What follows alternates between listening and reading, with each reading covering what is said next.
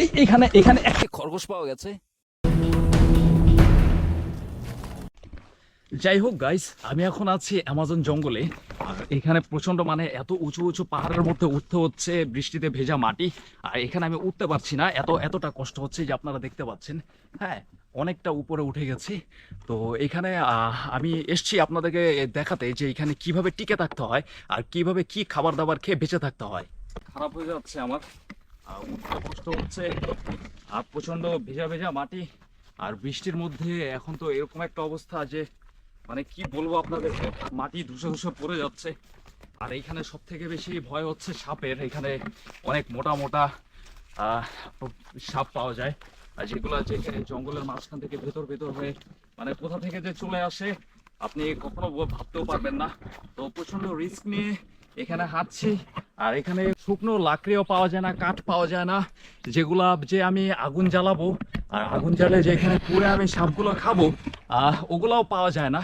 তো আমি ভাবছি যে এখানে কিভাবে কি করা যায়, কারণ প্রচন্ড খিদে পেয়েছে আর এখন কিছু খাবার খুঁজতে হবে। কিন্তু এখানে বর্তমানে আমি কোনো পাখির বাসা পাচ্ছি না। তো যদি পাই তাহলে আমি অবশ্যই এখান থেকে পাখি ধরবো, ধরে পাখি খাবো। আর যদি সাপ পাই তাহলে সাপও ধরে খেয়ে ফেলবো আজকে। এখানে এখানে একটা খরগোশ পাওয়া গেছে, আমি এটাকে ধরার চেষ্টা করছি। এখানে এই আসো, আমার সাথে আসো।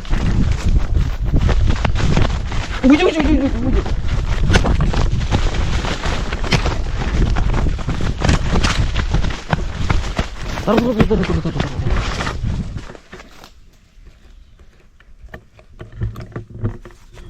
সব থেকে দুঃখের বিষয় হচ্ছে কি জানেন, যখন আপনার সামনে আপনার পেটে প্রচন্ড খিদে আর আপনি একটা খাবার চোখে দেখেছেন আর ওইটা ধরতে যেতে যখন ধরতে গেছেন তখন দেখলেন যে সেটা চলে গেছে। এর থেকে দুঃখের ব্যাপার আর কি হতে পারে। যাই হোক, দেখা যাক আমরা আর কিছু পাই কিনা, খোঁজার চেষ্টা করব। যদি পেয়ে যাই তাহলে আমার পেট পুজোটা আগে করে নেব।